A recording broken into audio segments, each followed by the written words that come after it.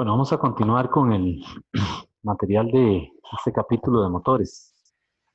Vamos a ver ahora un ciclo que se llama el ciclo de Carnot, que ya ustedes lo conocen, y este ciclo eh, vino a revolucionar la termodinámica, ¿verdad? Eh, este ciclo es parte de las ideas de Carnot acerca de cómo mejorar la eficiencia de los motores, ¿verdad? De las máquinas de vapor en esa época, ¿verdad? Él publicó en 1824 un artículo, ¿verdad?, en francés sobre eh, toda esta parte de cómo está relacionada la eficiencia de una máquina con el calor que absorbe o con el calor que cede, ¿verdad? Y cómo mejorar esa eficiencia. Bueno, ese artículo luego fue traducido al inglés y llegó a manos de Kelvin y de otros científicos europeos y por ahí se comenzaron a fundamentar las bases de la termodinámica. Bien, el ciclo de Carnot se compone de dos procesos que son isotérmicos, que son el proceso de A a B y el proceso de C a D, y dos procesos que son adiabáticos, que son el proceso de D a A y el proceso de B a C. Y aquí me faltó ponerle el sentido de las flechas, ¿verdad? Que van en sentido horario.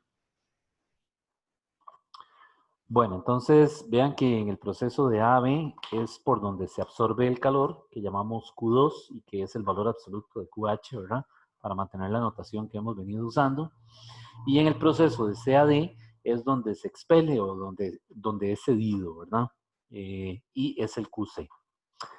El proceso, la absorción y la expulsión ocurre entre dos isotermas, ¿verdad? Una está a temperatura T2, la otra a temperatura T1, o TH y TC, donde la isoterma de arriba es mayor que la que está abajo, ¿verdad? Bueno, entonces este ciclo que se compone de cuatro procesos, dos adiabáticos y dos isotérmicos, produce la máxima eficiencia posible cuando usted tiene una máquina operando bajo ese ciclo. Es decir, no hay ninguna máquina real que tenga una eficiencia mayor que la eficiencia de Carnot. Y eso es un teorema que anda por ahí que se llama el teorema de Carnot, que también se puede demostrar, pero que aquí pues no lo vamos a hacer.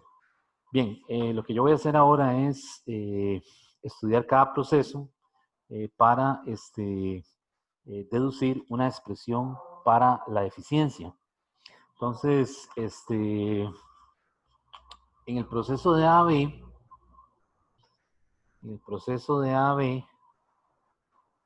vean que es un proceso isotérmico y por lo tanto yo puedo decir que el cambio de la energía interna de A a B es cero.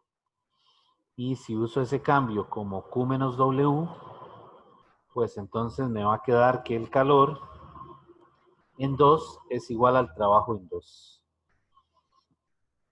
Y ese trabajo en 2 es NR, temperatura en 2, logaritmo natural del volumen final, que es el volumen en B, entre el volumen en A. Y esa ecuación le llamé 1. Y similarmente, de C a D es también un proceso isotérmico. Y nuevamente, el cambio de la energía interna de C a D es 0. Por lo tanto, el Q1 tiene que ser igual al W1 y eso es igual a NRT1 logaritmo natural del volumen en D entre el volumen en C. Y esa ecuación le llamé la 2. Entonces vean que ahí ya tengo el calor y el trabajo para el proceso de AB y de CAD. Yo estoy usando la primera ley de la termodinámica con menos, ¿verdad? Entonces cuando lo igualo a 0 me queda que Q2 es igual a W2. Sin embargo, se puede utilizar el convenio con más, ¿verdad? Y todo tiene que concordar, salvo un signo, ¿verdad? Bueno, entonces en el proceso de B a C, que es un proceso adiabático, yo puedo usar las relaciones que habíamos visto en el capítulo 5, ¿verdad? Para los procesos adiabáticos.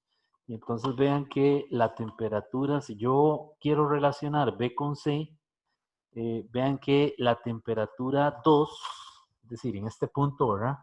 La temperatura 2 por el volumen en B a la gamma menos 1, porque es un proceso adiabático, ¿verdad? Tiene que ser igual a la temperatura 1 por el volumen en C a la gamma menos 1, que es este otro punto de aquí. Y esa ecuación le puse 3. Y ahora voy al proceso de D a A. Entonces, en el proceso de D a A, otra vez puedo utilizar la misma ecuación. Y digo entonces que la temperatura en 1 por el volumen en D a la gamma menos 1 tiene que ser igual a la temperatura en 2 por el volumen en A a la gamma menos 1. Y a esa ecuación le llamé 4. Bueno, entonces vean que yo puedo dividir la ecuación 3 entre la ecuación 4, ¿verdad? Y si yo divido estas ecuaciones, vean que este T1 se cancela con este T1 y este T2 se cancela con este T2 y los exponentes también se pueden cancelar. Entonces, haciendo esa operación, haciendo 3 entre 4, voy a obtener esto. Voy a obtener que volumen en B entre volumen en A es igual a volumen en C entre volumen en D. Y para un gas ideal, el Q2 entre Q1 tiene que ser igual a la temperatura 2 entre la temperatura 1. Esto únicamente para un gas ideal.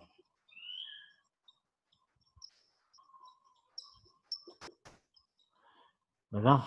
Claro, cuando lo relacionamos directamente, vean que cuando esto lo estoy obteniendo de sustituir esto en 2 y 1, ¿verdad? Vean que si ahora utilizo esta ecuación y vengo y la sustituyo aquí, ¿verdad? Pues entonces vean que cuando yo hago el cociente de Q2 entre Q1, perdón, me va a quedar de este lado T2 entre T1. Porque vean que se van a cancelar los NR, ¿verdad? Y estos cocientes de este logaritmo también se van a cancelar. Bien, entonces, de ahí, podemos inferir en la notación que lo estamos haciendo en el libro, podemos inferir entonces de esta ecuación que el valor absoluto de QC entre QH es directamente proporcional a TC entre TH, ¿verdad? Siempre que TH sea mayor que TC, ¿verdad? Es decir, este es el foco a la temperatura mayor y este es el foco o el depósito a la temperatura menor. Bien, si yo sustituyo eso, si yo ahora calculo la eficiencia, pues vean que la eficiencia es W entre barras de W entre barras de QH. Y el QH es el calor absorbido por aquí, es el Q2. Y el W es el trabajo neto que efectúa la máquina. Ese trabajo neto es la suma de los trabajos, ¿verdad? Que serían el trabajo en el proceso de AB y el trabajo en el proceso de CAD. Entonces, sustituyendo esas ecuaciones y acomodando convenientemente, me va a quedar que la eficiencia máxima, que es la eficiencia de la máquina de Carnot, es únicamente 1 menos TC entre TH. Y vean entonces que la eficiencia de la máquina de Carnot es la eficiencia máxima. O también le ponemos una C mayúscula de Carnot. Pues cuando nos pidan que calculemos la eficiencia máxima, se refiere a la eficiencia de la máquina que opera en un ciclo de Carnot. Muy importante, vean que al ser TC menor que TH, pues obviamente esto nunca va a ser, es decir, esto nunca va a ser 0, ¿verdad? Y esta cantidad siempre va a ser menor que 1, el cociente como tal. Por lo tanto, la eficiencia no puede ser tampoco 100%, tiene que ser menor que 100%, pero mayor que la eficiencia de una máquina real. Bien, ese resultado lo vamos a utilizar en este capítulo, ¿verdad? La eficiencia de la máquina de Carnot, y se puede utilizar para efectos de comparar en un problema dado la eficiencia de una máquina de Carnot con la eficiencia de una máquina real, porque usted siempre va a tener en un ciclo las temperaturas de operación máxima y mínima. Entonces la temperatura de operación máxima es la TH, ¿verdad? Y la TC es la temperatura de operación mínima. Entonces uno puede calcular la eficiencia, el coeficiente de rendimiento de una máquina en un ciclo dado y luego compararlo con el de una máquina de Carnot, que siempre le tiene que dar mayor la eficiencia de la máquina de Carnot. Bueno, vamos a hacer ahora un problema, otro problemita con un ciclo específico.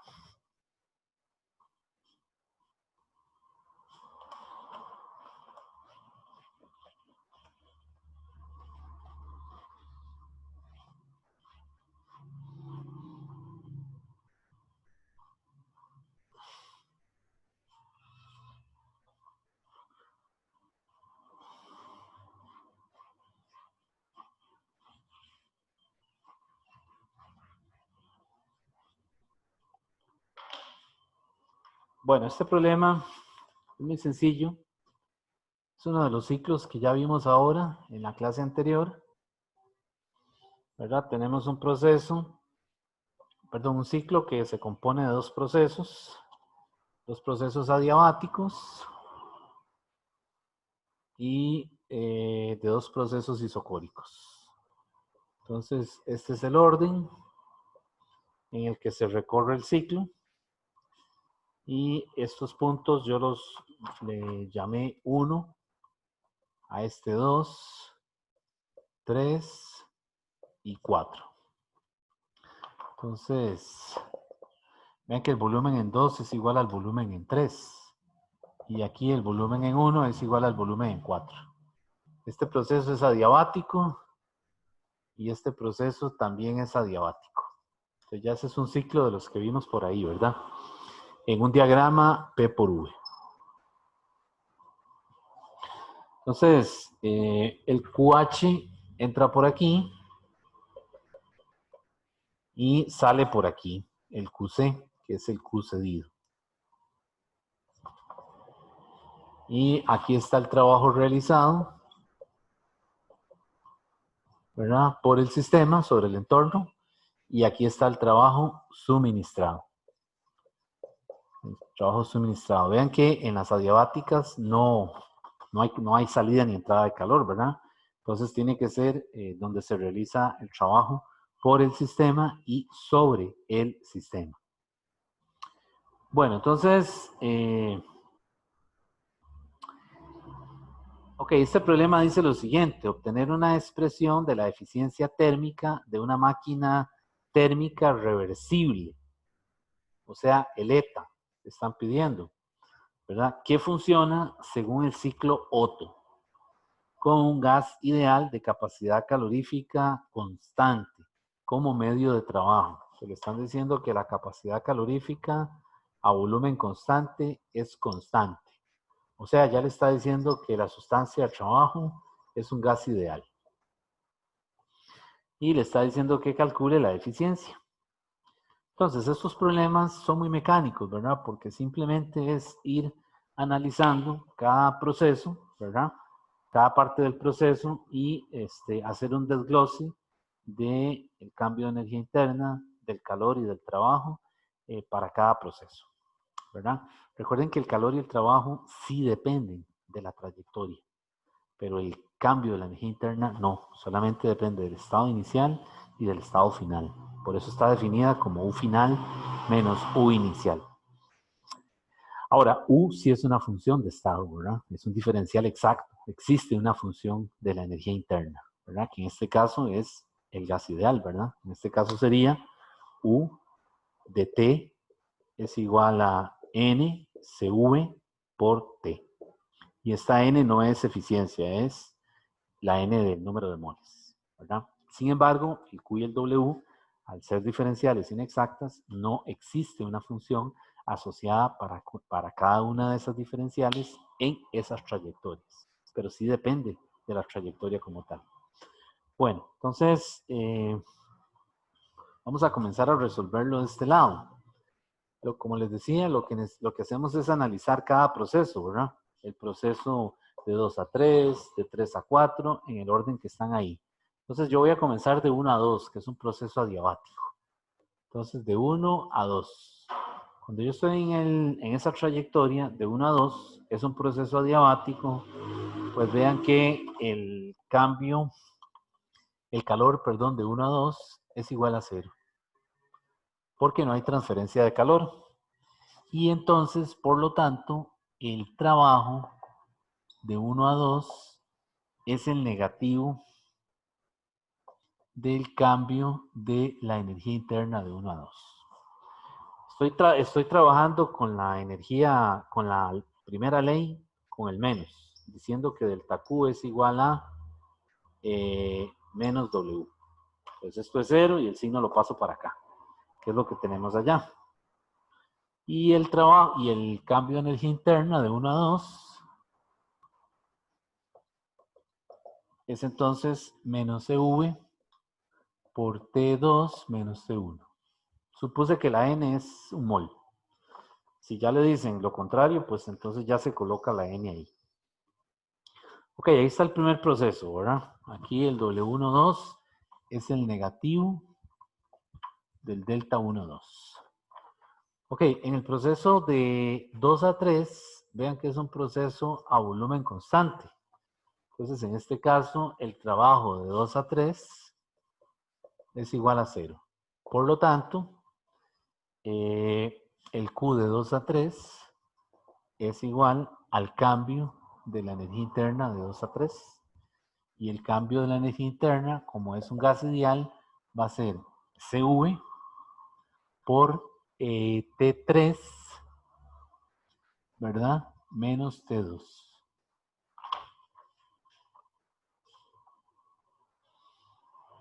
Ven que estamos resolviendo el problema desde el punto de vista más básico, ¿verdad? Es decir, estamos haciendo uso solamente de la primera ley, en su forma más básica, suponiendo que es un gas ideal y que la U depende únicamente de la temperatura, ¿verdad? Vean que lo que voy cambiando son los subíndices de la T. Este problema se podría resolver de otra forma, se podría abordar distinto, pero depende de los datos que le dé el problema también. Aquí estoy suponiendo que voy a conocer las temperaturas o los volúmenes en última instancia, ¿verdad? Para poder llegar a un resultado. Bueno, entonces continuamos con el proceso de 3 a 4. De 3 a 4, pues vean que vuelve a ser un proceso adiabático, ¿verdad? Y otra vez, al igual que de 1 a 2, de 3 a 4 es 0. Por lo tanto, el W de 3 a 4 es otra vez el negativo del cambio de la energía interna de 3 a 4. Y esto es igual a menos NCV. Y me voy a las temperaturas, que serían la temperatura 4 menos la temperatura 3. Y por último, un proceso isocórico, ¿verdad? De 4 a 1, que es otra vez el trabajo de 4 a 1 es 0. Por lo tanto, el calor de 4 a 1 tiene que ser entonces igual al cambio de la energía interna de 4 a 1. Y eso es el CV multiplicado por la temperatura en 1 menos la temperatura en 4. Ok, y entonces, pues ahora voy al siguiente, es decir, al paso siguiente es calcule la eficiencia de la forma más general que conocemos. Y es que la eficiencia es el valor absoluto del trabajo entre el QH. Esa es la forma más general, ¿verdad? Ahora bien, ¿cuál es el trabajo aquí arriba? Es el trabajo neto. El trabajo neto, recuerden que es la sumatoria de los trabajos. Entonces tiene que ser el trabajo suministrado a la máquina y el trabajo realizado por la máquina. Entonces en este caso, la parte de arriba en el numerador sería el W de 1 a 2 más el W de 3 a 4. Y abajo le dice que es únicamente el calor absorbido. El calor absorbido únicamente es en 2,3. Y el Q23 es esto que está aquí. Es CV por T3 menos T2. O le pongámosle aquí Q23 mejor. Es el Q23. Y ahora voy a ir sustituyendo lo que tengo ahí. Los trabajos los voy a poner, sería menos CV por T2 menos T1 más menos CV, T4 menos T3, ¿verdad? Son este y este. Y abajo el Q23. El Q23 sería CV por T3 menos T2. Nuevamente, vean que puedo conocer otros datos del problema. El problema me podría dar presión también, ¿verdad? Pero, es decir, estamos trabajándolo de la forma más general posible, atendiendo al hecho únicamente de que se trata de un gas ideal. Bueno, y vean que aquí, pues yo puedo cancelar este CV y puedo acomodar estos signos convenientemente, multiplicar menos por más, menos por menos más, acomodarlos convenientemente y me va a quedar esto. Me va a quedar que la eta es 1 menos T4 menos T1 entre T3 menos T2. Ok, entonces vean que en un problema de estos, la respuesta no puede quedar en términos de las temperaturas, a menos de que usted conozca la temperatura en cada coordenada, pero no está garantizado. Entonces tengo que ver de qué manera puedo escribir esto de una forma más general. Y para eso recurro al hecho de que todavía no he relacionado los procesos que son adiabáticos. Es decir, ahora vea que como estos son adiabáticos, yo puedo relacionar el 3 con el 4 y el 1 con el 2. ¿Verdad? Entonces voy a hacer esa parte. Como el proceso de 3 a 4 es adiabático,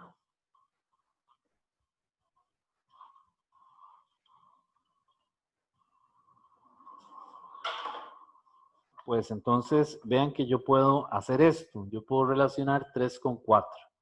Y puedo decir entonces que T3 por V3 a la gamma menos 1 es igual a T4 por V4 a la gamma menos 1. Y similarmente puedo hacer lo mismo con este otro proceso de aquí. Puedo decir que T1 por V1 a la gamma menos 1 es igual a T2 por V2 a la gamma menos 1. Vean que ya ahí estoy utilizando el exponente adiabático. Sin embargo, el problema, si recordarán en la redacción, en el enunciado, no se refiere a que el gas sea monoatómico o diatómico, ¿verdad? Entonces, no podemos todavía suponer un valor para gamma. Pero sí debemos escribirlo porque estamos relacionando dos coordenadas que están en un proceso adiabático.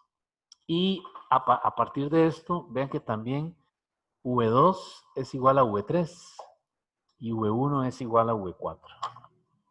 Entonces vean que yo puedo sustituir esto aquí y cuando sustituyo esas igualdades en este sistema de ecuaciones, pues reduzco el problema de tener 4 incógnitas a tener 2 y 2 ecuaciones, ¿verdad? Entonces, al hacer eso, vean que me va a quedar simplemente esta relación. T1 entre T2 es igual a T4 entre T3. Y ya una vez que tengo eso, pues yo despejé el T, despejo el T4.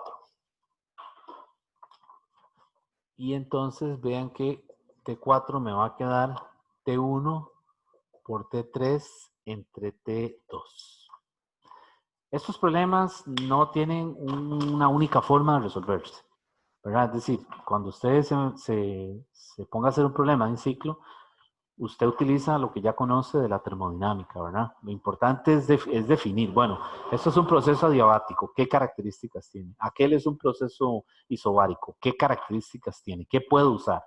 Y entonces la idea es relacionar cada proceso, ¿verdad? Eh, con lo que usted conoce de la primera ley, y una vez que usted tiene esas ecuaciones, pues entonces comience a usar el álgebra, ¿verdad? Y vea los datos que le da el problema para ver cómo va quitando incógnitas que no conoce, ¿verdad? Y se queda al final únicamente con los datos que le da el problema, ¿verdad? Entonces estos problemas de ciclos muchas veces en el álgebra hay que como limpiar, ¿verdad? Quitar lo que uno no conoce, ¿verdad? Para reducirlo a una forma en donde la eficiencia, por supuesto, sea menor que 100, ¿verdad? Y pueda utilizar los datos que le da el problema. Bueno, entonces, yo despejé el T4 y ahora lo sustituyo aquí. Esto que está aquí lo pongo aquí. Entonces me queda aquí la eta. Va a ser 1 menos el T4, que es T1, T3 entre T2 menos T1 entre T3 menos T2. Y al hacer un poquito de álgebra ahí, resulta que esto se me va a simplificar y me va a quedar 1 menos T1 entre T2. Tengan cuidado de no confundirlo con, eh, con la eficiencia de Carnot, ¿verdad? Es muy parecido, porque aquí es TC entre TH, pero no tiene nada que ver con la eficiencia de Carnot. Solamente que la forma de la ecuación en este ciclo en particular es así, ¿verdad? Pero no quiere decir que siempre va a llegar aquí, en todos los ciclos, o que esto se parezca o tenga algo que ver con el ciclo de Carnot. Es pura casualidad, porque vean que T1 y T2 están puestas en la misma, a lo largo de la misma isoterma. Vean que T1 es aquí y T2 es aquí. Perdón, a lo largo de la misma diabática, ¿verdad? Esta es la temperatura T1 y aquí está la temperatura T2. Entonces vea que no es entre dos isotermas. Entonces, cuidado, tiene la misma forma de la eficiencia de Carnot, pero no tiene nada que ver. Bueno, entonces, el paso siguiente es que, pues yo ahora puedo relacionar, puedo coger, por ejemplo, esta ecuación de aquí arriba. Por ejemplo, vean que aquí me quedó T1 y T2, entonces yo me puedo devolver. Y esta ecuación de aquí, vean que yo puedo ponerla así, T1 entre T2, para que se parezca a eso, y paso el V1 para acá, entonces me queda V2 entre V1, todo a la gamma menos 1. Y entonces resulta que ahora la eficiencia me va a quedar como 1 menos, ¿verdad? V2 entre V1 a la gamma menos 1. Entonces vean que aquí en este problema solamente necesito conocer la naturaleza del gas, que me digan si es monoatómico o diatómico, ¿verdad? Para escoger el gamma. Y necesito conocer el valor del V2, el volumen en 2 y el volumen en 1. Es decir, si yo le pongo números a este problema, debería decir que es un ciclo de Otto, ¿verdad? Que en donde el volumen 1 se lo dan, ¿verdad? Y el volumen 2 se lo dan. Y le dice que es un gas monoatómico, por ejemplo.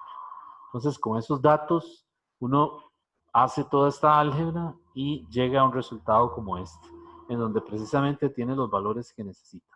Ahora, nuevamente, no siempre es así. El hecho de que aquí dependa de V1, V2 y gamma, no quiere decir que siempre va a ser así.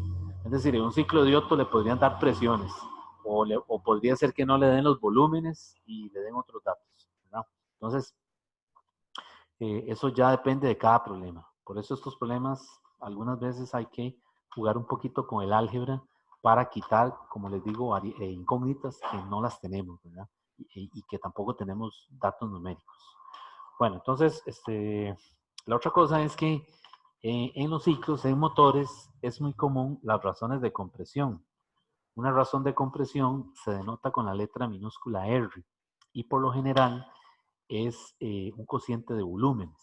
Entonces, en el caso de el ciclo de Otto, una razón de compresión está definida como V1 entre V2, ¿verdad? Y vean que esta es una razón, es decir, es un número adimensional.